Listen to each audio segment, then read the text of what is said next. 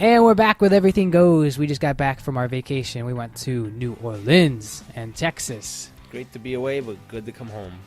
We are here with some great topics. There's so much to talk about just so much to talk about right now. But we were just sitting here talking, and right now we're about at 81 subscribers on our YouTube channel, which is a blessing.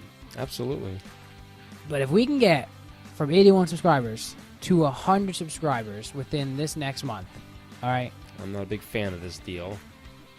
My dad, a Dallas fan, is going to buy an Eagles jersey. He's going to buy an Eagles jersey. I'm not going to buy one. I'm going to borrow one. Oh, you're going to buy one. No, He's not only going to wear it that day he gets it. I'm going to borrow one. Opening day of the NFL, he's going to wear it. Oh, yeah. Stay tuned. Everything Goes.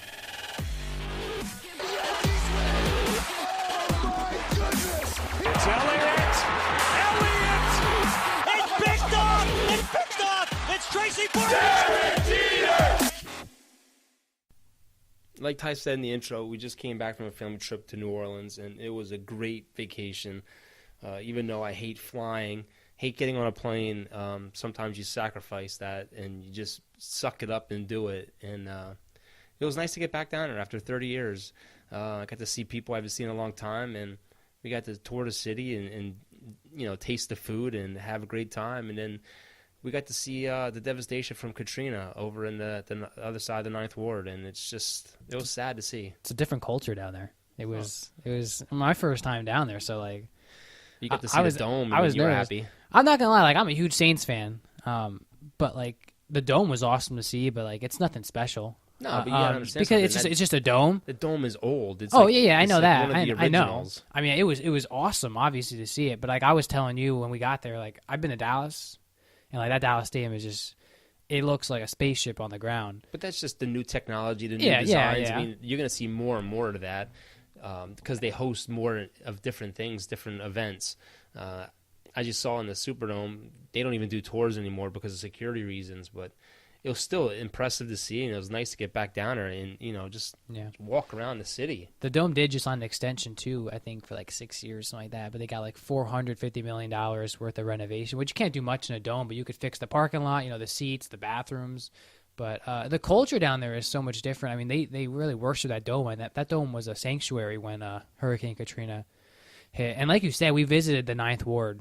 That's what it was, right? The Ninth Ward, and to see some of the houses that still had the X's spray painted on them when they went in there and checked for bodies, checked for survivors. Not even that. I mean, just look at the houses that were gone. Foundations that were just there, and there was nothing else left. And at first you didn't realize it until someone noticed it and said something like, "Hey, that was what a house at one time." You're like, "Wow, look at this empty lot." And then you drive up to the wall and you realize that wall is the only thing that's stopping that water. Well, that's what I was gonna say. When you drive past the levee.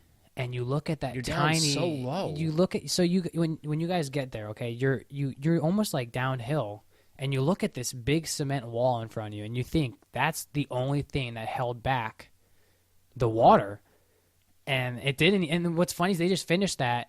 We were talking with some people. Guaranteed for 4 years. Yeah, they only guaranteed for 4 years. And you know what was scary was the river was up high when we were there. Yeah, it was. It's just weird, like for me going down there my first time when you see how. It's weird how like the city is. It's like the river's on top of a hill, blocked off, and the city's right at the bottom of that hill. And if that floods, it's just crazy to see how that goes right into the city. I love the fact I got to see people I haven't seen in a long time, like Sean and everybody, and their mom and dad. And I wanted to meet Michael. I didn't get to see him next time, but it was just great, walking around. And up here it was so cold and dreary and raining, and down here it was in the 80s and sunny every day. Yeah, French Quarter, Bourbon Street, been there, done that. It was nice. And we got to hang out with Lynn and Kevin, and then we went over to Texas, and we just had a blast. I mean, eating barbecue and sitting by the pool. The smells that you smell walking around, aren't pleasant. Bourbon Street, we've seen some crazy things on Bourbon Street, and I won't even get into it. But I think one of the biggest things that was shocking to me is just the amount of homeless you see. Yeah, it's sad to see. I mean, some of them could be like scamming you, but you see it everywhere, and it's you don't see it up here where we live. It's crazy to finally see something like that. It opened your eyes a little bit. It does, and like Shauna told us, the one guy had a sign that says "I'm hungry," and he went and bought him some burgers, and the guy said, "I don't take food from strangers."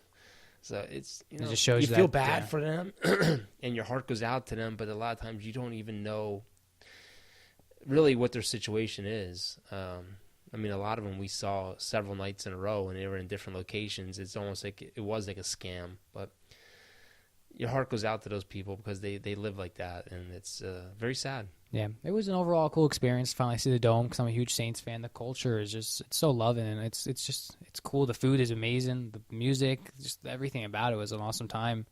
Great time. Definitely will be going back again. All right, so time to get into some sports. A lot of things going on. I mean, the Kentucky Derby had a winner, and then they changed it, and they called someone else the winner. What's funny about that is the Saints tweeted out that emoji of like someone like looking real hard because it's almost like how someone won, but they didn't get to win. Well, someone else won. He came off the rail, and I guess that's one of their major rules. You cannot come off the rail and block like that, and they stripped him of the win. But the Sixers, man, I'm telling you, the Sixers Sunday had a chance to go up 3-1 in the series, and they just fell apart. And Tuesday night, they just looked absolutely like crap. And now they are down 3-2, and we were sitting here, and I said to you, how weird is it that Embiid, when he's healthy, one of the best big men in the league, and then you have our point guard, okay? Now this is where it gets weird. We have a point guard, Ben Simmons, great player, doesn't shoot. No. Doesn't shoot the 3, doesn't shoot the 2. Okay, that's your point guard. And then we have Embiid, one of the best big man, who never wants to be under the rim. I don't understand what's going on. I mean, I yelled at the TV so much the other night. Like, why is he out from under the rim where he dominates? They look lost. They look confused. Tobias Harris, he really hasn't gotten hot yet. And what the heck happened to Boban? Like, he doesn't even play. What I'm questioning Brett Brown is a lot of the guys that you had get you to the playoffs, none of them are playing. I mean, they have Greg Monroe, don't get me wrong, but still, I don't like him. Like, Boban's 7-foot tall defender. Why aren't you putting him in there? Yeah. When you need your guys to rest, put McConnell in there for a minute. He's a great leader. But one thing that I just, when we get down early, right away we go to the 3. And I'm okay with that if we pass, but we don't pass. We don't. You go down there and they shoot. And some of them are bad shots. Like, they rush them. Yeah. And I don't understand that. And what is weird is you have Ben Simmons and you have Embiid. 2 great big men. And when we get down to the court, nobody lines up underneath the rim. Everyone's at the three-point line. And there's times nobody moves around. There's times when Embiid goes out, and then we have Mike Scott playing the center position, which makes no sense at all. We're playing small. And we still have not stopped Leonard. I mean, Leonard's on fire. But Leonard's averaging 31 points per game right now. The last game on Tuesday, they totally shut down JJ. I mean, he couldn't get a clear shot off. Everything that he shot and made, he worked his butt off for. I'm just questioning Brett Brown right now. I mean, there's like a lot of weird things going on with our team. Like, we have great players out there, but there's no like chemistry or game plan. Yeah, everyone's just going out there and shooting. Typically, you play your best guys come playoff time. Yeah, I understand that. I still don't understand, like, why are you not playing Boban and like, what is going on? Like, T.J. McConnell is a great player. Great leader. He shoots it too. He shoots a great fadeaway too. Enos, he's good. Don't get me wrong, but like these guys are forcing shots, and we're living and we're dying with the 3-pointer, and like we have no kind of chemistry inside the lane. Nothing. And that's the thing. Like, we have 2 guys. We have so many people that can easily drive down there and just chip away, get a 2, but we don't. And then you have people like Jimmy Butler. When they get interviewed after the game, he's telling, like, I want to see Embiid shoot more, even though he shot 23s and missed half of them. And it's like, why? The game plan doesn't make sense to me right now. Yeah, and then you have guys on Toronto who are getting hot. Green's getting hot. Lowry, he really hasn't hit his stride yet, but man, we have got now. We got to win 2, and that means you got to win your last one in Toronto. I don't see the Sixers winning 2 games against Toronto. And you have Lowry. We had our opportunity. We could have easily been up 3-1. And you have Lowry, who's one of their better players. If he gets hot, we're in trouble. What's crazy? He's averaging only 12 points. You have Siakam, who's averaging 21, and then Kawhi 31. But I mean, he has the most points on our team right now. He's averaging 20.4 with 10.2 rebounds. But he doesn't have to shoot the 2. Last game. Dude, they gave up. Him and Ben Simmons combined had 10 points. Yeah. And then they had that whole question too. Embiid got sick, didn't really play well, but then he's playing well the next game. And they're saying now too, what is the future like around Embiid and Ben Simmons? Well, they're actually saying, they came out on ESPN. They said that Ben Simmons should be traded. They should get rid of him. And I kind of agree. I mean, they're like, if he's not a shooting guard, then play him down low as a big man where he'll score points. The only time Ben Simmons is really good is when the game is fast-paced. That's it. When he drives to the hole, but they totally have taken him out of the series. Do you, right now, okay, so you're saying if you have the option this offseason, are you trading Ben Simmons? If I can get me a point guard that shoots and scores, absolutely. Absolutely. So I'm a huge Sixers fan here. I don't trade him to the West. Don't trade him to the East. Trade him to the West. Listen, he is a dominant player. He's a superstar. I think you need to trade either him or Embiid. And if I need to pick one, I'm converting Ben Simmons to a big man because Embiid's been hurt more, and I'm trading Embiid. You can't have two dominant bigs. You need someone to shoot the three. You know, my thing is like, why all of a sudden is Enos getting a lot of minutes? I mean, he had 23 minutes last game. He was 0 for 3 from three-point range. He was 0 for 4 from He's only averaging 8 points. So I don't understand that. He only had 1 point from the foul line. Like, what is going on? Like, what happened to Bolden playing? What happened to McConnell playing? What happened to it's crazy. These guys? Mike Scott's playing a lot, too, and he's only averaging 5 points. Why can't you throw McConnell in there? What happened to Amir Johnson? Is Amir Johnson still hurt? But, like, you got to think, too, like, we need a dominant shooter. Like, Amir Johnson hasn't played since the cell phone injury thing. What are you guys on his bench looking at his cell phone? That was the last time I've seen him in uniform. Tobias Harris is averaging 15 points, and Jimmy Butler is averaging 19. So you have a few shooters. Jimmy Butler, he goes up and down. Not Jimmy Butler. J.J. Redick, he's going up and down. He gets hot, gets cold, gets cold, gets cold, gets hot. Game. The problem is, and no offense to J.J., but they are playing good defense. They are. It's almost like they know our plays. We do that stupid pick and roll with him and Embiid, and they always get that shot, and they took that completely away from him. If I'm the GM this offseason, I'll tell you what, they got a lot of work to do. And I'll probably get crap for this. But I would turn Ben Simmons into a center or even like some kind of other thing. And I would see what you can get from Embiid. Listen, Embiid's been injured a lot. No, let me see something. Let me see something here. Let me see. You got to build around one of them. You can't have both. You can't have both. You can't do that. First of all, no way. I would never do that. Make Simmons the full-time center? No. He can't shoot foul shots. My problem with Embiid right now is he can't dribble. He always gets his stuff stolen, okay?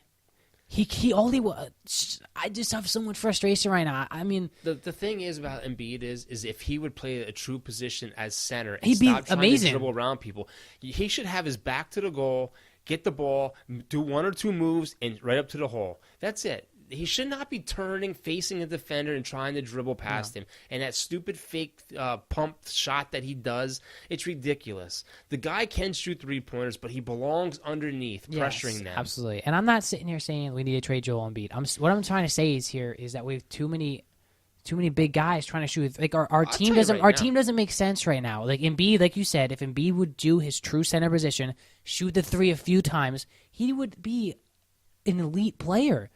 It's just he doesn't stay in one position. We know the system works. I mean, they had 52 wins this year. They had 50 last year. Yeah, they've gotten better and better. Yeah. The thing is you got to come up with a better game plan. They cannot live and die by the three. You got to get movement, get it inside. You have guys that can dominate in low. You have Embiid and Simmons who can get to and Jimmy Butler. And they can all get to the hole. Tobias Harris can too. But it's like the chemistry is not there yet. And come this offseason, man, you have Harris, you have freaking Butler, and you have J.J. Redick as free agents. If you lose all three of them, Sixers are done. Sixers are done. It's Game 6 tonight, 8 o'clock Eastern Time. You need to at least double cover Kawhi. Let their other guys shoot. Lowry's not making a lot of shots right now. Make him shoot.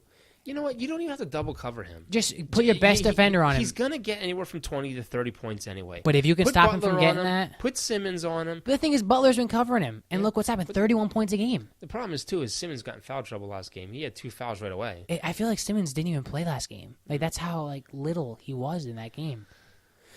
And we got to cut down on the turnovers. I mean, Joel Embiid had 8 turnovers by himself. You got to cut between him and Simmons. There was 13 turnovers just between the two of them. And there's a lot of stupid fouls getting called, too. But that's aggravating. Basketball alone is aggravating. Any time someone drives to the hole and throws their hand in the air, it's a foul. And that's aggravating. Yeah. Now, they're saying Brett Brown's possibly on the hot seat here. It's his 6th season as the Sixers head coach. He has 178 wins and 314 losses. What is your view on that? No, you can't go by that because you know what? His first 3 or 4 years there, They were terrible. He didn't have crap. He just rode along and did what the GM did. His last 2 years are what you got to judge him on, and he had 2 great seasons. This year, it's been a mess because they got all those pieces, and how many games did they play together as a full team? Not many. Not many. At the end of the year, Embiid missed a lot. Simmons is the only one that brutally played. I mean, you had Butler who got hurt. They really haven't played a lot. They got to figure out tonight what they did to get there and how can they fix this because they have to win. I like Brett Brown as a coach. I truly do. Like you said, those first couple it was probably even like the first 4 seasons. I mean, tickets were $11. Like they had no talent. They had no talent. That guy had so many people coming in and out of that facility. These last 2 seasons have been prove-it seasons for him. I believe that truly. He played great seasons with this team. The only thing I have to think about for Brett Brown is I don't think our game plan is great right now. I don't. And I'm not saying fire him. I think he's doing great right now for us. I don't think it's Brett Brown, to be honest with you. You know, you can call all the plays you want. If these guys don't execute those plays, what are you going to do? I mean, if they're not shooting well, it's not Brett Brown. Brett Brown is a good coach. Don't get me wrong. Yeah. But you got to think about it, too. All those years that he's been here, how many years has it been that every first-round pick that they got was injured and missed the whole season? Yeah. You know, it happened again this year. It's like whoever we pick in the first round, just mark him down as not playing. It's every year. We traded the one guy this year. I forget what his name was, but Zari Smith, they played maybe, one game? And the thing that really stinks about this Sixers team, if you look at the bench, we really don't have any good players coming off that bench. I mean, well, of course they're not playing McConnell. They could mix it. They could easily mix it. McConnell doesn't pick up his dribble. He moves defenders around. But he's a leader. Like who's coming off that? Who's coming off there that can get hot enough to give you 10 points? No one. No one really, unless you pass the ball to Boban and just have him dunk it in every time. Mike Scott, he's all right, but he's hit or miss. Enos, I don't know. I just don't. I don't know. I don't understand it. Yeah. If Joel Embiid was sick all this time, then why didn't you not just play Boban? I mean, at least he could have gave you anywhere from 10 to 18 points when more playing time. And he's a bigger presence. I mean, when Joel is on the floor, you have no one down there stopping anyone driving from the hole. Yeah. It's going to be interesting watching the game tonight. Moving on, Boston lost against Milwaukee, and people are saying, is this the last time that we saw Kyrie Irving in a Boston uniform? I think so. That team's done. And the way he's being interviewed and the way he's talking, his teammates are going to pack his stuff up and help him leave. I don't know. A lot of teammates are coming out saying you can't blame Kyrie. One thing is, a lot of people are saying send him to the Knicks. He has 1 year left, but everyone's expecting him to opt out. Okay, he's gone. But on one hand, though, a lot of people are saying too, he wants to be a leader. And even when he lost, he talked about how this is the team he wants to lead. So they're saying he could stay in Boston, but send him back to freaking L.A. with LeBron. They're both cancers. Let them play together. They said, why would he? And they picked the Lakers to go there because the Lakers are going after Anthony Davis. Imagine Anthony Davis, LeBron James, and Kyrie Irving.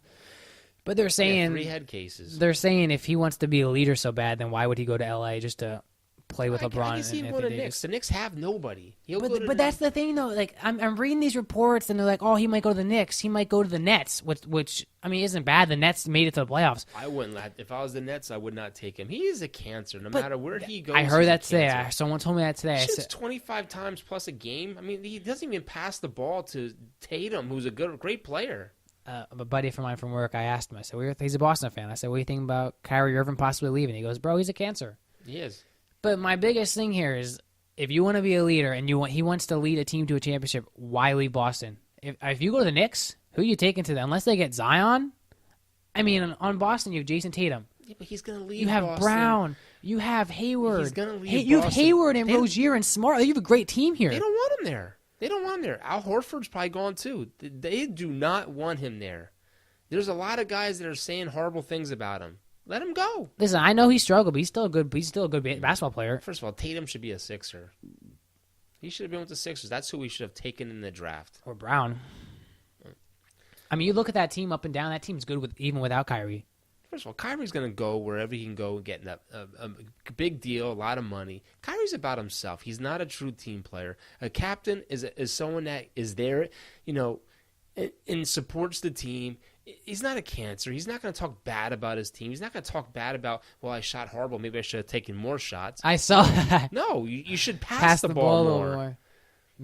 Be a true leader. Move the team around. Find some shots. I'm glad they're gone. I mean, I'm glad we didn't have to play them because we never beat them. Yeah, but they were getting hot there, and then Milwaukee took it to them. Milwaukee looks good, man. Yeah, John. That's a good team. John, he's the true good. He's a great player. I mean, that guy. He went from trying to score all the time to passing the ball, getting his other teammates involved, and that's what I like to watch. That was key to winning that series. I like to watch that. I think that MVP run's still tight with him and Harden. How about Houston, though? They had a chance last night. They were down by 20. Durant got hurt. They had a chance to win that game, and they still lost. They blew their chance just like the Sixers. I think that series is probably the most interesting. Have you seen the videos of how chippy that game has been? KD pushing CP3 to the ground, elbow him in the head, Green going to the ground a few times. Harden got poked in the eyes. Dude, Harden got slapped in the eyes, and yet he still came out and played. He's averaging 30 points, I believe it is, a game now. And he's lighting it up. And he's injured. He's dealing with all that. What no one's talking about is that Denver team out there, the Nuggets. They're up 3-2 in that series. No one's talking about them. I hope to God they come in, win that series, and if they get Golden State, they beat them. I'm kind of rooting for the Trailblazers, though. Lillard, man, I'm kind of rooting for him. No, to me, it doesn't matter who wins that series. As long as somebody beats Golden State. Yeah, I mean, he's averaging 24.5 points a game. The Nuggets do look good, man. I'm not going to lie. They do, and they're young. It's a good team. There's not even a lot of big names on that team. You know what I mean? You got Murray averaging 21 points. Well, who plays? The Sixers play tonight, but who else plays tonight? Is it the Denver or? Let me see. Denver plays. Yeah, Denver plays today at 10:30 p.m. because it's at the Trailblazers. Yeah, perfect. Well, that game's on too late. I'm not going to stay up for that, but I get to see the Sixers play and hopefully not cry myself to sleep tonight, because I'll tell you right now, if the Sixers lose, my God, if we lose, for all the parts that we gave away to make this a great team, if we lose those pieces, oh my God. Philadelphia fans are brutal as it is. Could you imagine what they're going to do, the Elton Brand? Did you see that the Lakers fans are having a protest outside tomorrow at the stadium because they're mad at the front office? Well, that team has not been good for a while since Shaq and Kobe, but that team was always the team that had. I mean, they always talked about them going to the playoffs and winning championships, and they have been trash. They were going to have that coach. What is his name? Hugh? Yeah, Tyronn Lue. And I heard that the rumors are that they offered him a LeBron contract, that as long as LeBron's there, you'll be there. Because they're thinking that he coached LeBron, so he can coach LeBron. Tyronn Lue is a freaking puppet for LeBron. They must just make LeBron the coach. I think he's a good coach. I don't think he's the LeBron coach. I think he was a good coach. Make LeBron the coach, and there you go. I feel like honestly though, the front office has a huge hey, let's listen to what LeBron has to say, because I feel like he's trying to get all these people, and you gotta know at the end of the day, yes, they're big athletes, but you're in the office, you're making the decisions, you're the coach. LeBron's not what he used to be. So if they go drop all this money on all these free agents and they don't win a championship next year, my God, those people out there will go nuts. If I was them, I would seriously rethink the whole LeBron thing. Send him to the Clippers. He wants to be in LA so much for his businesses on the side. Send him to the Clippers. Matter of fact, go back to Cleveland. Cleveland probably don't even want him anymore. You can't let these players dictate what happens. I mean, he's had more coaches fired than anything. That's something I always had a big flaw on is, say you were a coach and you were coaching LeBron James and you told him to sit the bench. Chances are you're getting fired. Mm-hmm. And that's messed up, because if I was a GM, if I was an owner, okay, I know that these are great athletes. These are superstars. But you're the business owner. You're writing their checks. If I'm going to put a coach in there that tells you to do, you're going to listen to that coach. It doesn't matter anymore. It's a matter of what fills the seats. That's exactly right. You're not coaching these players anymore. You're a manager. You're just managing the roster, just like baseball. You can't bench a Bryce Harper just because you're mad at him. We had coaches try that already. It didn't work out very well. And you know how true that is, because think about today. How many Phillies fans are going to a Philly game just to see Bryce Harper? Imagine you went there and you found that he's benched. You're probably going to be a little upset. Well, there were a lot of teams that were upset. I mean, players that were getting benched on purpose, like to rest them. The NBA actually cracked down on that because a lot of these TV games people were going to and watching, and like big names weren't playing. They were resting them, and it's not good for business. All right, moving on from basketball, one thing I want to talk about real quick is Seahawks cutting Doug Baldwin today after he failed a physical. He had a pretty injured 2018 season last year, but I was a little shocked when they cut him so quick. He's older though, isn't he? He's only 30. I mean, he's younger than Des Bryant, right? I believe so. Des is older than 30. Yeah, but I think Baldwin has a history of injuries.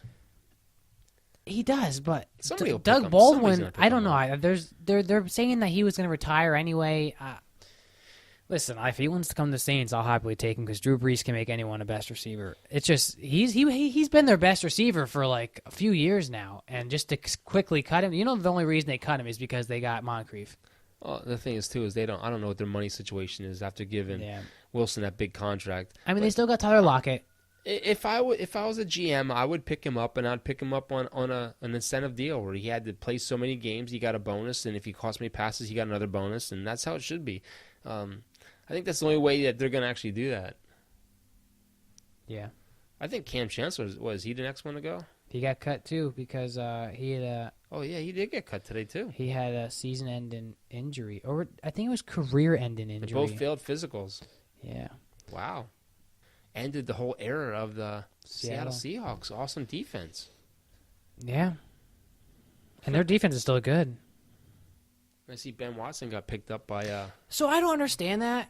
Coming from the Saints' point of view, like I'm okay if you come out of retirement. It's whatever. I mean, Ben Watson wasn't that great at the end of his career anyway. He's a great guy. Great man. I saw rumors of him coming out saying I forget what the reason was, but he wanted to... you know what it was? He donated all that money to the churches that got burnt down, and I think he wanted to come back in to get more money. But why the Patriots? Listen, I like Tom Brady and all, but you got to go to the Patriots. The Patriots are smart. If you notice, they never make big splashy moves. They always pick up has-beens, picked up old veterans, and they always win. They always win. He's not even like I like Ben Watson. He's not. It's crazy because it's not like he's a superstar. New England, they have the best coaches in football, and all those coaches that have left New England and went other places have been very successful. They have a great system up there that people can't duplicate because it's just amazing. Nobody wants trash except for New England. They turn into treasure players and they turn them into treasures, like you just said, and they win championships. And it's the chemistry, it's the team and it's just they have a great process up there. I just saw the video of Des Bryant running for the first time since he tore his Achilles. And I want to know what's going through my mind right now is, okay, he got signed by the Saints, 2 practices done for the year. Where's he going now? Is he coming back? Is he coming back to the Saints? Is he going to Dallas again? Is he going to? They said Green Bay and Pittsburgh. I don't see him. I mean, you think about it. Look at all the receivers that just came out in the draft. All the unsigned, undrafted free agents that just got picked up.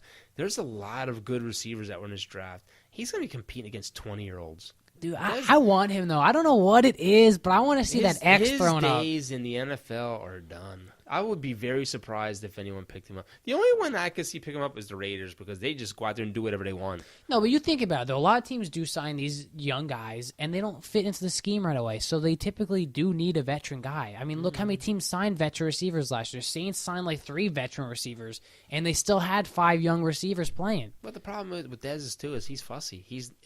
Who knows how many teams offered him a contract last year until he finally settled with the Saints.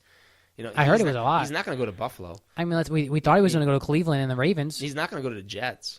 Oh, I'm sure he's kicking himself in the butt that he didn't go to freaking Cleveland now with all the talent they have there. He wouldn't play. Depends on what his deal was. He could have signed a 3-year deal. No, I'm saying right now. You never know. They could make him a slot receiver. Yeah, Callaway in the slot. Yeah. You got freaking Landry and Moda. I don't know. No matter where he goes, he's not going to play a lot. No. You might see him for 10, 15 plays. It'd be cool to see him and Drew Brees throwing up that X together, though. But he's not fast. Yeah, you don't got to be faster on the slot. He's not good. He could be a good red zone threat. He's got so many injuries to his legs, his feet. He's never going to break off defenders. He had a problem with that in Dallas. That's why they got rid of him. He could never work himself open. Yeah, but in Dallas, he was like the only good receiver at the time. It doesn't matter. You didn't have Cooper. All you had was Beasley. He's not a threat like he used to be. Yeah, I know. I'm just saying it'd be cool to see Drew Brees throw a touchdown past him. Just if you want to, just Photoshop him in on a little video, and then you can watch him. Ocho Cinco was trying to come back. Did you see that? He wants to play alongside Michael Thomas. I'd rather have him. Isn't he younger? He's in great shape for an old man. Dude, I'm not going to lie. You know who I would take too? I'd take T.O. I'd take T.O. too. T.O.'s a beast. One hit, though, I feel like they'd be done. No, that guy has more muscles than most people. They're ripped. When I saw this tweet coming out how Ocho Cinco wants to play alongside Michael Thomas, I'm not going to lie. Like, I know he's old. But could you imagine Drew Brees? Ocho Cinco is like Amari Cooper, man. That guy's first step is amazing. Could you imagine Drew Brees throwing a touchdown pass to Ocho Cinco? Yeah. I'd rather him be Chad Johnson, though. He had a cool name as Chad Johnson. Where did Ocho Cinco come from? That's his new name. Did he physically change that name? Yes, he did. But I think those guys can still play, especially T.O. As long as they could run, I'd take them in a heartbeat. I'm shocked they didn't play in the AAF or anything like that. One thing that boggles my mind is I saw the Steelers signed Ben Roethlisberger to a 2-year extension for $68 million. Well, he said he has about 3 years left in him. But I don't understand that. There's so much drama over there. Why keep him? Everyone knows it's him. But that's the thing. He's the start of the drama. The ownership love him, so they're not going to get rid of him. They got rid of the other guys. I think Ben Roethlisberger is a good quarterback. I think he secretly is having a lot of drama with his team, though. Well, he is the so-called captain of the team in the locker room. You don't see him coming out into the media and doing all this crap that the other guys are doing. How about Le'Veon Bell? Didn't show up to freaking those practices. I saw that. I mean, that's ridiculous. You're with a new team and you're already pulling your crap. I mean, you haven't played in over a year. You should be out there practicing with your team. That's not a good way to start. It's cool. What is crazy is that they have a good defense, young defense. Okay, you got James Conner, great young running back. He's gonna be good for a couple of years. You have Juju Smith, and they drafted a receiver. Why not draft a quarterback in the second round or give Mason Rudolph a chance? Why not have a fresh start? You're fresh. I mean, I can see, Ben Roethlisberger is a good veteran quarterback, so that way Conner will be good. That way Juju will be good. But I don't know. That questioned me when I saw that. Who's that other guy that was that receiver that was with Pittsburgh? That Antonio Bryant. Oh yeah, he's with the Raiders, but he got cut. Then he got suspended. He's just tried to get reinstated again. So we'll see what happens with him. Speaking of suspension, how about Tyreek Hill? Yeah, he's going down. There comes a point where you got to just throw these guys out of football. There should be zero tolerance for this stuff. I mean, sure, the cops said they found no evidence, but then his girlfriend recorded the whole conversation with him secretly, and she sent it to a friend because she was afraid of him because he checked her phone, and the friend is the one that gave it out to the media. And then what happened when Tyreek heard about it? They had to call the cops to come to that house that night. He's a madman. And the thing is, we don't truly 100% know if he did his real. All we got is the rumors, and the rumors are saying how he's recorded beating his kid really bad, beating her. And let's face it, he goes down. That's big. That's big for Kansas City. It is. But what's crazy too is that they drafted that speedster wide receiver, and that's where everybody was like, okay, now we kind of think that they know Tyreek Hill is not going to be there because the guy they drafted is insanely fast. Well, the thing that really ticks me off is that Ezekiel Elliott, there was no evidence. Here we go. The courts threw everything out. No, I'm serious. Oh, I know. I know. For real, I know. No evidence, nothing. No phone calls, no messages, no nothing, and the league suspended him. Made him go through a whole freaking spiel with battling it to the end. Now you have these guys that they're Kareem Hunt. What did Kareem Hunt get? You watched? I don't know, not much. I think it was 8 games suspended. I mean, he drop kicked his girlfriend on camera. I mean, they should suspend him for the year. And then you have this guy who's being recorded telling his girlfriend that you should fear me as well, or his fiancée, and you should fear me. Come on. What makes me mad is you're a loser if you treat someone like that. Yeah. You're going to treat your woman like that. But we talked about that at the draft because we saw something like that. It's weird how the law, they'll say someone's innocent. There's no evidence, but then the NFL has to step in all of a sudden, and be like, no, we're gonna suspend you for 3 games because we know you did it. Yeah, and that's the sad thing about the NFL is they think they're the judge and the jury. Yeah, and they're not. I mean, don't get me wrong. I mean, if there is evidence, like the Ray Rice thing, I mean, he beat the crap out of his girlfriend. If there's proof and there's evidence, yeah. But I think it should be strict. I think it should be 10 games right off the back. You gotta make a point. No pay, nothing, and then make them take anger management and do things for the community, something like that. But yeah, these guys, they get a big head and they think they're above the law. I mean, who was it that guy that got arrested for the Cowboys? He got a DUI, and the first thing he says, I play for the Cowboys. Like, that's going to get him off. You just crashed your Lamborghini into a telephone pole and said somebody else was driving it. What sucks, too, is when you have people that lie. Terrence Williams, that's who it was. I can't think of the guy's name, but I was reading this article about a great defender who was getting ready for the draft, and I guess it was his girlfriend lied and said, like, I think it was like saying how he abused her and all this stuff, and he got suspended. Like, he hasn't been in the NFL or anything for years, and now the court proved that she lied, and like but it's too late. It's too late. It's too late. I mean, he's trying to get back in because I heard he was like a tree in college. Like, he was demolishing defenders. He's trying to come back in. I can't think of his name, but that's why these NFL guys should stay single until they get into or the NFL. you marry someone, just don't leave them. Yeah, I mean, there's too much stupid stuff, and especially like I tell you guys all the time, there's always cameras watching you, no matter where you at on the street. There's everyone has a camera in their hand. Don't do stupid stuff. And these guys, they can't get over that nonsense of doing stupid stuff, and even going to the club. TMZ is everywhere. It seems like TMZ just knows when stuff's about to go down because they're always there. Yeah. Let's talk about the Giants. Do you think that was the right pick for them to take that quarterback? I don't know. I don't know too much about them. I'm sure they did their homework. And Daniel Jones I don't know. is his name, by the way. Daniel Jones. Yeah. Instead of Haskins, right? Yeah. Well, Haskins was there for them, and I think Haskins would have been a good pick. They're saying Haskins is a good quarterback, but he's not mobile. Which they're saying Haskins' stats. He only played 1 year they're saying college. His one season was better than Daniel Jones' 4 seasons. Yeah, I mean he only has 1 year of tape as far as college ball goes, so you don't know. And he signed a 4-year deal today with the Redskins. I mean, every year that Daniel Jones played, he had over 2,000 passing yards. I mean, his last season with Duke, he had 2,674 passing yards with 22 touchdowns. Only 9 interceptions. You never know. You can't.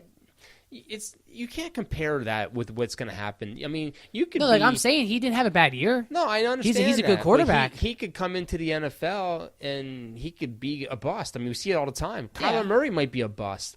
Look at Tom Brady. He was a 6th-round pick. Yeah. And the guy's been in more Super Bowls than most quarterbacks, most teams. What I'm saying for the Giants fans out there is, a lot of Giants fans want Haskins, but they were comparing. And I know you can't go on comparisons because they're comparing Daniel Jones to Peyton Manning. But when you look at these stats, you don't have a bad quarterback. No.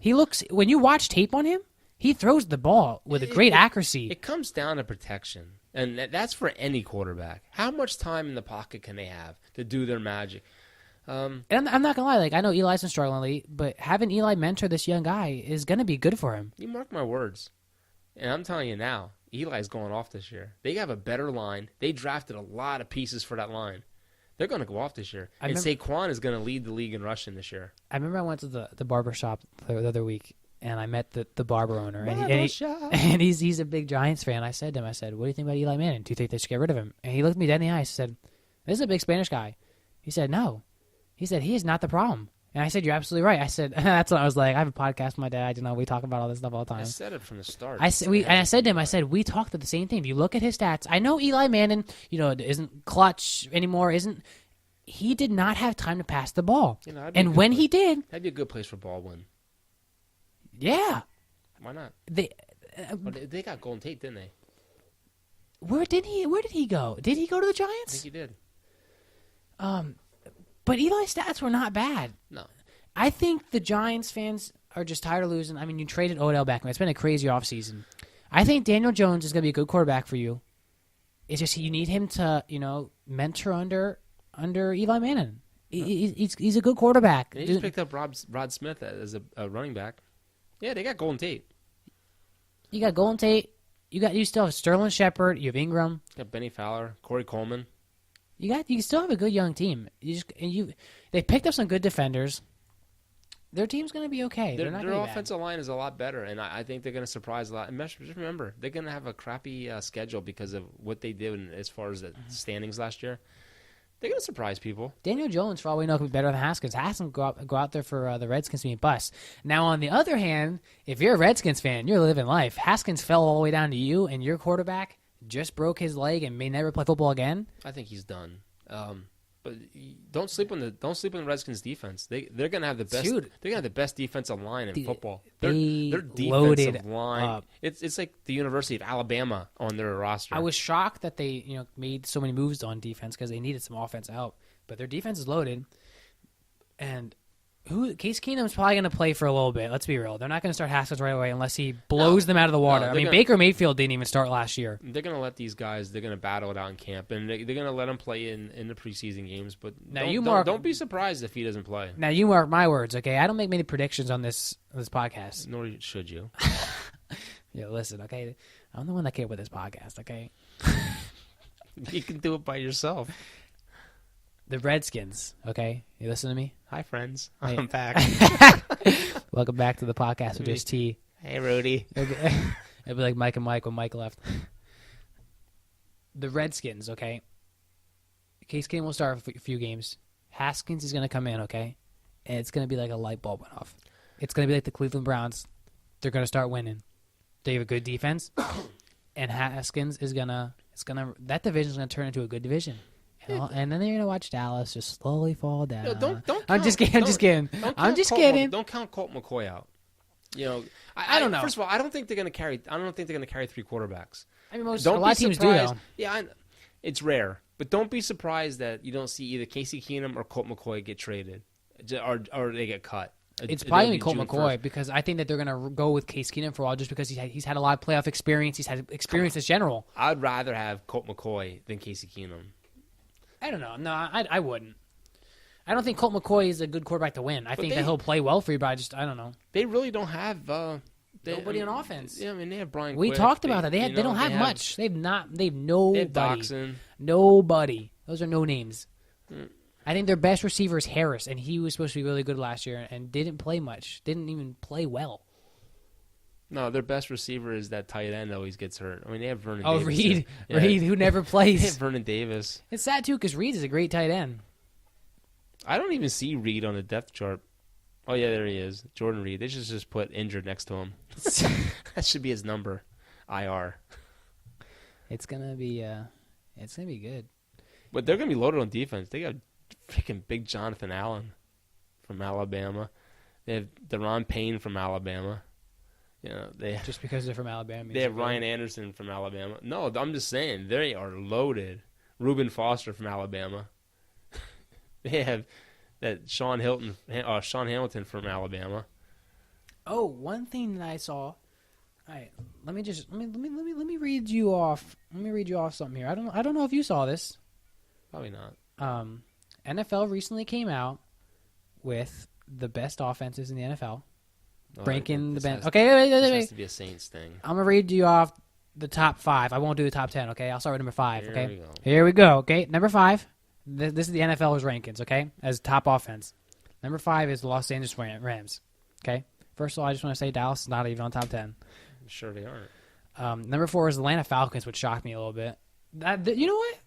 They're gonna be a good team. Who is that receiver? Ridley? Yeah, but whatever. Keep going. What's 3? 3 is Philadelphia Eagles. I'm sure you're only doing this because number 1, New Orleans. Number 2, here, okay. Indianapolis Colts. You ready for this? Number 1? Are you ready for this? I don't. The big old New Orleans Saints, baby. Number 1. I don't see that. Why not? Are you kidding me? How dominant were this? No, wait. How dominant were the Saints the first half of the season? Okay, and then you guys played Dallas and you couldn't average. You couldn't score more than 17 points a game after that game. Who went farther in the playoffs? Doesn't matter. Who beat you? Wow, by 3 points? So it doesn't matter. A win's a win. Hey, you're coming to the Dome this year. That's all I'm saying. You're coming to the Dome. Show you guys were averaging 30 points a game until Dallas played you guys, But we were still after that. We were still playing well. No, you were barely. Drew Brees looked horrible. You were barely winning. But my thing is how the Rams 5th? No. Do you want to hear the rest of the list? I see the Rams like 3rd. I don't see Philly 3rd. I'm sorry. I don't either because when Nick Foles started at the beginning of the season, he was not playing well at all. And I don't even see the Falcons on that list. I can because no, you think about how many passing yards Matt Ryan had because he never run it back. And I'm not saying this because I'm a Dallas fan. I know. After Dallas got Cooper, I could see them in the top 5. 5th, no higher. I'm not gonna lie. I could see Dallas in the top 10, especially when they got Cooper. Points per game and everything went up after they got Cooper. Do you want me to finish the list for you? You know, even Dax, he threw for more than 200 yards a game. Let me finish the list for you. I'm going down now. Number 6 is the Kansas City Chiefs, which I'm shocked they're not in the top 5. 2. I know. Number 7 is the Cleveland Browns. I don't know about that. Not 7th. And another thing, too, is I think the only reason they put the Cleveland Browns in there is because they got Odell Beckham. They didn't play well last year. Is this what they're projecting for this year? It just says 2019 best offense is coming into the 2019 season. That's bull. How is Cleveland Browns 7? Where's Dallas? I don't know. Number 8 is Los Angeles Chargers, which I can see. Okay. Number 9 is Pittsburgh Steelers, and 10 is Green Bay. How is Pittsburgh there when they lost so much? I mean, unless we look at the pull the stats up and look at the offense from all these teams. You know what? That's crap. And I'm not saying this because Dallas is my team, but Dallas is going to have a great offensive line again this year. They're getting Frederick back. Connor Williams is freaking huge, man. The guy put on like 10 pounds of muscle. You know, they're loaded.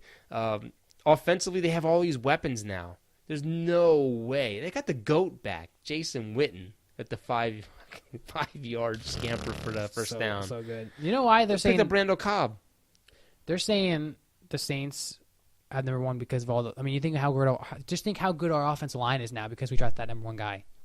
Our offensive line is all number 1 picks, number 1 round picks. Okay, you have Alvin Kamara, you pick up Murray. You have Michael Thomas. Saints are going to be good. You have Michael Thomas, and then you threw in Jared Cook in there. You guys got to remember though, you lost your center. We picked up one of the best centers in the draft. What's his name?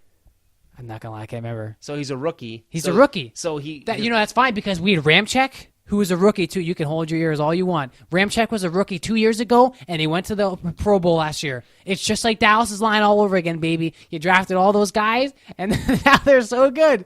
No, I'm being serious though. You threw in Jared Cook there. When's the last time Drew Brees had a great tight end? Jimmy Graham, and look how good that offense was. It was a top 5 offense. That takes pressure off Michael Thomas because we never had a good tight end. Drew Brees don't throw the ball a lot to tight ends. Because we never have a good tight end that can skill. But even when you had good tight ends, other than Jimmy Graham, you still had Watson. You still had good tight ends. Okay, Watson was. You guys do not throw the tight ends. You know who your go-to guy is? Our running backs, which is okay. That's always been us. Okay, but I'm saying you don't need a tight end. Now let me go back to your point. You said Ben Watson. Okay, when we got Ben Watson, it was late in his career. Okay, he wasn't able to get off a lot of people. So when Drew Brees threw to our tight ends, it was red zones. When we had Jimmy Graham was young. He was able to run as a receiver. Remember the whole debate when he wanted to get paid as a receiver because he looked like a receiver. You have Jared Cook. They're saying Jimmy Graham's going to be on the move again. Nah, I think Green Bay's going to keep him. Whatever. Let me read here why the Eagles are. Okay, here we go. Don't get me wrong. The Eagles, they have a good offense, but their question mark is their quarterback. Yes. What happens if their quarterback goes down? Nate Studfeld's not going to take them anywhere. Now, their backfield is actually, they gave him a B because of Miles Sanders, who they drafted. You know what's crazy? I learned that he only played 1 year. It was this year because he played behind Saquon, and he had 1,200 rushing yards. You have Miles Sanders and Jordan Howard. Update. Sixers just tipped off, and they're in great shape. It's 0-0. Now, if you think that Miles Sanders and Jordan Howard, that's actually a pretty good running back combo. Okay? Your receiving core, they have Zach Ertz number first. They gave him an A, actually, because you have Zach Ertz, you have Alshon Jeffrey, Deshaun Jackson, Nelson Aguilar. Dude, I'm not going to lie. On paper, this team's deadly. That's great. Well, you just watched the Cowboys this year, and I'm happy for the Cowboys. They have a lot of talent on this team, and they got an A+ for their undrafted signings. They have a lot of steals. Yeah, Saints got that too. A lot of guys that were projected to be in the top 3 rounds. This draft was a mess. It was all over the place. It was. You know, there was so many good guys available late in this draft. I'm excited. I'm excited because I'm telling you right now, the NFC East is coming down to 2 teams, and it's going to be the Cowboys and the Eagles again. And those games are going to be so important. Don't sleep on the Redskins. Whatever, you and your Redskins. You have to have an offense to freaking throw to do something. Unless your defense is going to get you 20 points a game. It can happen. You never know. But Don't sleep on the Bears. The Cowboys are getting phone calls for offensive linemen. People wanting offensive linemen because we have so many of them. Loaded. Yeah. All right. Let's move on to some baseball here. Let's talk about the Yankees. More injuries. I know. Wait. But they win. Before we talk about the typical Yankees that we talk about, we'll just I'm going to give you off some stand-ins here. You have in the AL East, Tampa Bay still in first place by 2 games. They're actually ranked second now in the MLB rankings. You have the Twins who are leading the Central by 3.5 games. Houston is on top, and we predicted Houston would get hot and get on top. They are up top by 3 games. Phillies retook the division. They are now currently holding it by 3.5 games over the Braves. Chicago Cubs have officially taken my World Series pick, baby. They've taken the first place, but only by 1 game. The Dodgers, who are smoking hot, ranked number 1 MLB right now with 3-game lead over the Diamondbacks. Dude, San Diego Padres, 21-17 over the Colorado Rockies and the Giants. Dude, we sat here and said they're going to be a different team, and there they are. Proving us. For all you Tony Romo fans out there, Tony Romo is tied for 148th in the Byron Nelson AT&T Classic. That's golf. He shot a +5 today. Wow. Wow, man. So good. Oh, yeah. What's with the scores today, too? Anaheim, they won 13-0. Yankees got blown out Colorado won 12-11. Let's talk about the Yankees, though. We talk about the Yankees a lot, though. It's because we love our Yankees. And how about we talk about... I feel bad for Gio Urshela. I don't know how to say the pitcher who pitched last night for the Mariners, but how about that big glob of pine tar in his hat that nobody seems they want to address, even though Pineda got ejected for having it on his neck? Now, I truly don't think pine tar's cheating. I think it gives you grip on a cold day, but MLB classifies it as cheating. So they need to give us that win. Was it cold in New York? It was. It was cold yesterday. Well, he lost 10-1. So. Dude. But no one got a hit. You know why? Because he was using that pine tar. I understand that. What are you going to do, though? Freaking Boone didn't hear about it until the 8th inning. I mean, I don't know how you can't see it. You can't see it unless you're watching the camera. Broadcast guys brought that out to the attention. One smart move I think the Yankees did is they are no longer playing Andujar in the infield. They have. But they're going to have to now. Why? Because Urshela got hurt. How? He fouled a ball off his knee. He's day-to-day. Listen, I had this discussion all the time at Yankees work. are winning, by the way, 1-0. I know, I saw. I had this discussion with Rudy. I like Andujar. I think he's a great player. He comes back, throws 2 errors, also makes 2 nice plays. But Urshela is killing it with defense at third base. He is, and he's batting well. Like 330 something. He's doing great. For all we know, he could be the next Manny Machado. And Andujar could be a trade thing to get a pitcher. And you can't put Andujar at second base because DJ LeMahieu's batting 339. He's leading the Yankees. Okay? Voigt's getting hot, too. Voigt has 30 RBIs. He leads the Yankees. You have Gary Sanchez, who we trashed so much this offseason, is finally... Well, we never trashed his offense. We trashed his defense. Yes, absolutely. Rudy, if you're listening, we trashed his defense. We didn't trash his offense. He is hitting 11 home runs right now, which is leading the Yankees. But... Yeah, you know what? And Gleyber Torres is starting to get hot again, too. What I think you have to give us credit for is the Yankees are like 2 games out of first place, okay? They're ranked number 5 in MLB standings.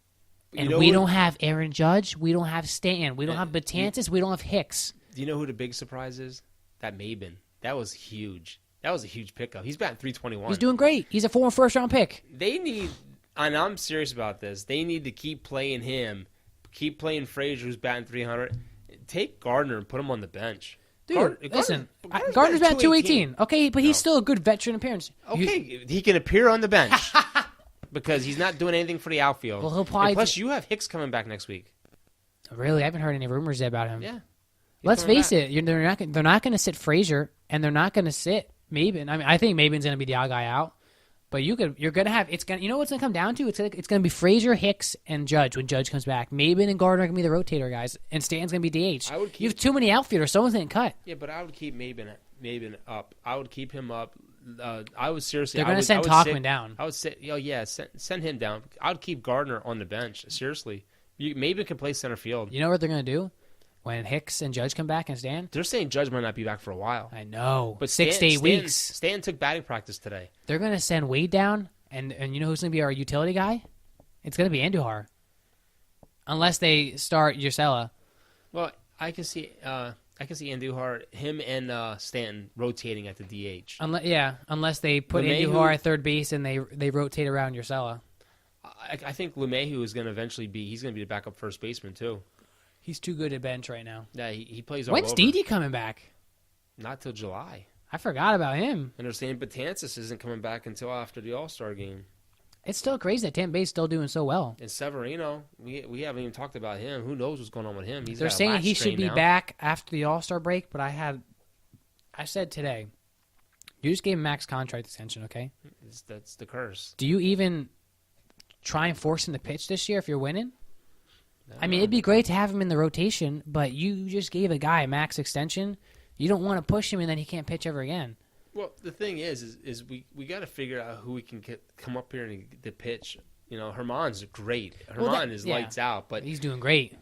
That Jonathan Loaiza, the one that pitched last night. He got to go back to the minors. Listen, that was his first start. No, but every time they bring him up, he's garbage. Every time. Last year, he's garbage. When you watch that game, he was. I'm not trying to convince you. What I want to say is, I know he got hit around a lot. On a bright note, is he did pitch. If you watch his pitches, he struck out a lot of guys. Okay. He just gave up a lot of hits. Yeah, well, that usually causes you to lose. I know. I'm just gonna end it there. What's crazy is that when you look at I'm looking at the Tampa Bay Rays lineup right now. It's a lot of guys that I don't even know. That's our next series too. I know. It's just looking. I mean, they have Austin Meadows, who played for the Pittsburgh Pirates last year, who's a prospect for them. He's batting .351 right now. You have Tommy Pham batting .301, Brandon Lowry batting .304. All these guys you have guys batting .277, .293. They're killing it. And I don't even know who these people are. And then Kevin Kiermaier batting .239. Your best player isn't even competing with these guys right now. Mm-hmm. It's just like I don't even know who half these guys are. And they're winning. They're saying that I'm just reading now that Didi is actually on track to complete his throwing program this week. I don't know what that means. I mean, I think he's ahead of the game, but if we could get him back, oh my God! Yeah, we need Paxton back. I saw Chris Sale pitching the other night, and he was lights out, man. No, Paxton's gonna be out for another 3 weeks. I don't know, man. It's the injury bug. Boston's starting to look like Boston, man. JD Martinez batting .309 right now. They're saying Troy Tulowitzki, he'll be shut down for another week. Jacoby Ellsbury. Oh my God, I don't know what they're gonna do with that guy. Just give him his $21 million to go home. Dude, I don't know. I just feel bad for the guy at this point. We need another starter as far as pitching goes. We really that's really all we really need. Because if you look at our team, if you look at our team, like we have a great team right now. We just need some good pitching. It's not even our starters too. Our bullpen blows a lot. Dude, they should make a trade Andujar. The thing with Dallas Keuchel is I don't want another lefty. We already have like 4. Get Minor from the Texas Rangers. He's freaking awesome. He's old though. So I don't want to trade a young prospect like awesome. Andujar for a 30-year-old baseball player. His ERA is almost under 2. Dude, they're saying that pitcher he's drawing no MLB interest in the whole Pine Tar. He's not that old. That's pretty old. Okay. For baseball, it is. That's pretty old, but let's keep Brett Gardner. Was he 40? Dude, listen, it's different. Okay, you can keep batting. You can't pitch forever. It's different because he's a Yankee. Dude, Gardner plays great for the Yankees. I don't know what your deal with him is. Everyone wants to trade him every year, but yet he plays so well for us. Okay, he batted over 400 in spring training. He's barely batting 200 in the season. Something's not going on right there, so you just can't keep riding him because he's your favorite Yankee. He's not my favorite Yankee. Yes, he is, actually. You know who I miss? I miss Ben Gamel. Remember Ben Gamel? Yeah. Where's he at? Seattle? He was. He's with Milwaukee now. So he's winning. Milwaukee, though. Christian Yelich, dude. He isn't stopping. You just give him the MVP award right now. Yeah, Mike Minor is 3-2 on a year, and he's playing with Texas. There we go. And his ERA is 2.40. Dude, that'd be a great pickup. Dude, I'm not going to lie, it would. Will he play in He's another lefty, though. Of course. Will he? We need a good righty, dude. We never have a good righty. Will he play well in the Yankee spotlight, though? That's always a scary thing right now. Yeah, I can't believe what's going on with Happ this year too. It's like he can't find the mojo. Last year he was loaded. This year he Christian Yelich right now. Okay, listen to this. Okay, this is why he's MVP. He's leading his team in every category. He's batting .356. He has 16 home runs already. We're 2 months into baseball, and he's got 16 home runs already.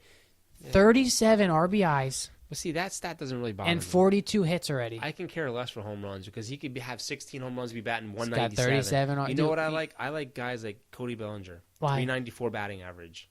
Dude, he's batting .356 with an on-base percentage of .462. It's all right. Okay, you changed my mind. Okay. He's doing great. He's got 42 hits, 37 RBIs. How about Melky Cabrera for Pittsburgh? Dude. 350. Dude, I know. I saw that. It's crazy. He's so old, too. You know what blows my mind?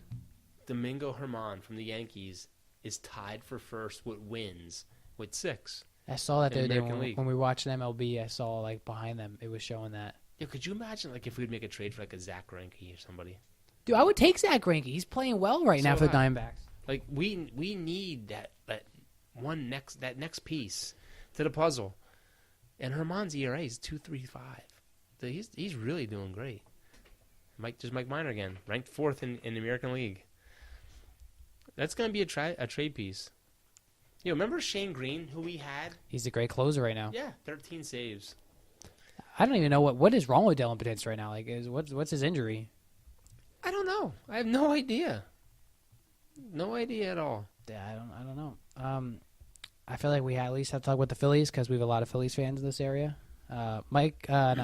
Bryce Harper was getting booed for a while there by the fans because he went like a lot without a hit. Finally hit a grand slam the other day, though. Phillies are in great shape. They are. They're opening up the lead. They got 3.5 game lead now over the Braves. And we predicted Gene Segura, huge pickup. He's batting .306 right now. They're the only one with a positive run differential in that whole American League, National League East. They're a plus 31. Cesar Hernandez, your typical 300 hitter. He's batting .305. I love Cesar Hernandez. He's a great. Bryce Harper's batting. Oh snap! Bryce Harper batting .37. No, never mind. You know what's funny in that division? The Phillies went 7-3 in their last 10. Nobody else in that division had a winning record. Yeah. Atlanta went 5-5. The Mets went 3-7. Washington went 2-8, and the Marlins went 2-8. Who? Marlins. I thought you said New Orleans. I was like, what? Bryce Harper's batting .231 right now, with 47 strikeouts already on the year. So if the Phillies keep playing away, I mean, they keep going the way they're going. It'll be done. They'll win that division easily. I would not say easily, because the Braves are still. Dude, you know who's playing well? Josh Donaldson. I said that this is going to be the year that he needs to prove it. I just can't believe how bad the Rockies are playing. I thought they're not even like Arenado's playing great. Yeah, but he hit a home run in the snow today. That team, I mean, they're 17-20, 7 games out. The Padres are ahead of them. I don't think Atlanta's done that division yet. They're only 3.5 out, and the Mets are I'm 4.5 out. Done, but I'm just saying, like their last 10, they're 5-5, and you can't have. You got to at least win series. You got to take 2 out of 3 to stay with the Phillies. You can't let the Phillies pull ahead. The Phillies are hot right now. The AL Central though, man. Chicago Cubs and St. Louis. I think it was the other day. They played each other, and I forget what the stat was. They were both like 22-4 since like April or something like that. The fourth team, Pittsburgh, in that division is only 4 games out from first place. The thing that's funny is everyone said that Chicago was not going to go anywhere. Well, they started off so bad. We sat here and said how bad they're doing. They have the best run differential in baseball. Chris Bryant is finally hitting the ball. He's hitting home runs now. And and Anthony Rizzo is playing great. They started off so slow, and now you have Javier Baez batting .320 leading your team. He's actually leading home runs too with 11. But Anthony Rizzo, he's batting .260. He's getting it up. He's got 10 home runs right now. Okay, but Chris Bryant is the main story because he wasn't even playing well. He's got his batting average of .250 right now. He's finally got 7 home runs. Jason Hayward's having a pretty good year for the couple of years. The thing that's surprising is the Yankees sit there at 21-15, and they're beating good teams too. They just beat the Twins. They beat the Twins. I don't think did they win that series? Yeah, and they have Seattle on the ropes, and they're going to take that series. And then we have the big one. Because if we get swept by Tampa Bay will have a 6-game lead in that division. And it's I say this all the time. We're winning without most of our home run hitters. I mean, you think Judge and Stanton combined, that's 40 home runs right there. Didi, that's 20 home runs. Yeah. We're winning without them. Yeah. But you got to watch Boston. And they went 8-2 in their last 10 games. They're creeping back up into it. They're only 5 out. Toronto's sinking, and so is Baltimore. Yeah, I mean, they're in their rebuild years. Let's refresh and see what the Sixers are doing. Oh, man. Drum roll. Brrr, and we're losing. Yeah, we need to go watch that game. We need to end this podcast. All right. We can. Guys, just so you know that we have been reaching out to a couple pro athletes, and we have a couple on the fence. We might even have a NASCAR driver and an actual sprint car driver coming on. Couple, it's tough. It's tough getting the pro people on because they have their own schedules and we get in contact with a lot of these athletes. It's just a matter of getting on the same level as far as time schedule comes along because they're so busy and we're not. We have like 5 or 6 guys that said they'll come on, but it's just a matter of getting their schedule to work with our schedule, and we need them. They don't need us. That's what I've always been saying to Tyler. So we just have to be patient and we just keep going with it. I mean, we never expected in a million years to have one on, and we've had several. So we'll just keep plugging away at it, see what happens. Yeah, but we needed this. We needed to have a podcast by ourselves for once. It feels good. But we have our Facebook page of Everything Goes with a Z, and follow us at Twitter at Goes Everything for notifications. We got to get some of our friends back on because it's interesting conversations with our friends. Like, I like to get Reinhardt on. I like to get Pete on. I like to get Rudy back on again, and Preston and all. The list goes on and on and on. But remember, we'll be reaching out to you guys. Get those subs. Get those subs up. If you get them to 100 within the month, I will wear an Eagles jersey for the Cowboys-Eagles game. Ooh, snap. You guys heard it here on Everything Goes. Pass it on to your friends. Word of mouth is a huge thing for us. All right, guys. We'll see you next time. Enjoy.